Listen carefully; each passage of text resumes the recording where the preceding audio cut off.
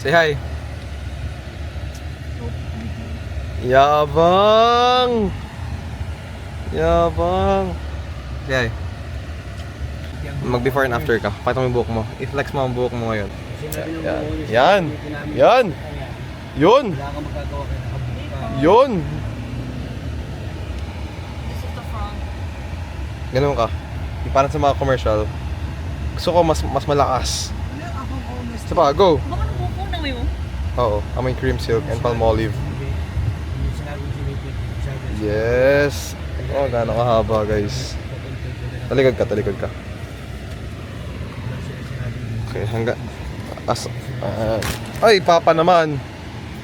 Okay, so as of now, hanggang dyan yung buhok niya. Makikita niyo mamaya kung gaano kaiksi ang after. Feeling ko mamaya hanggang dito. Hindi, dito. Mga shoulder level. The best chips in the Philippines. Goat.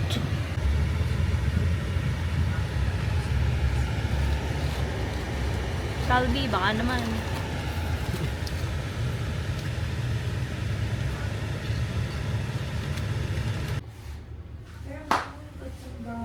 Brown also. Chocolate brown.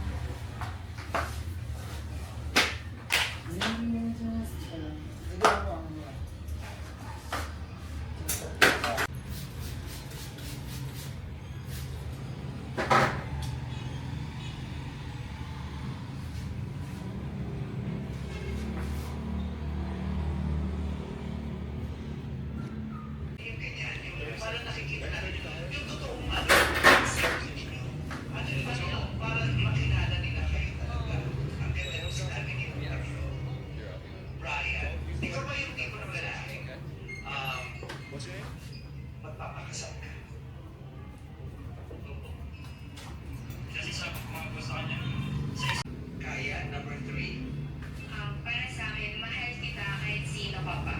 I mean, kahit maging magulo man ang lahat.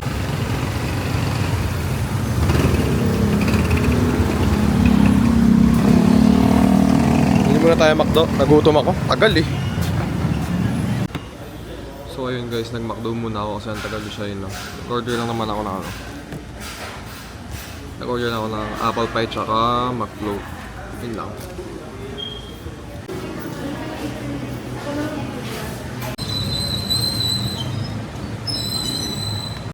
So ayun guys, pauwi na ako. Kasi kanina, anong oras na kanina? Mga 1:50, 1:45, 1:50 ganon. Mas ang sabi 4 o'clock para matapos si Shaina. Kaya uwi muna ako, mag-edit muna ako ng vlog, tapos balikan natin si Shaina. Tignan natin kung ano yung final look niya. Yun lang. See you later. So we are back guys. Kagising ko lang. Dito na kami sa ano. Dito na kami sa kung saan si Shaina yun. Kung saan si Shaina kanina. Tapos ayun, magtitingin kami. Tignan ko kung ano na itsura niya.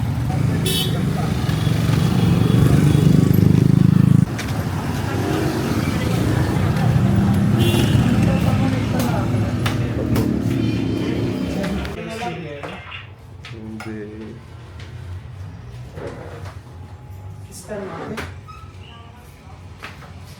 Para dito.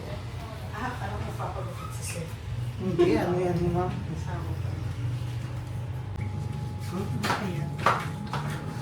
Okay. Sipet lang kami ni ma'am kaya. Ano na yan? Higil din ako sa'yo.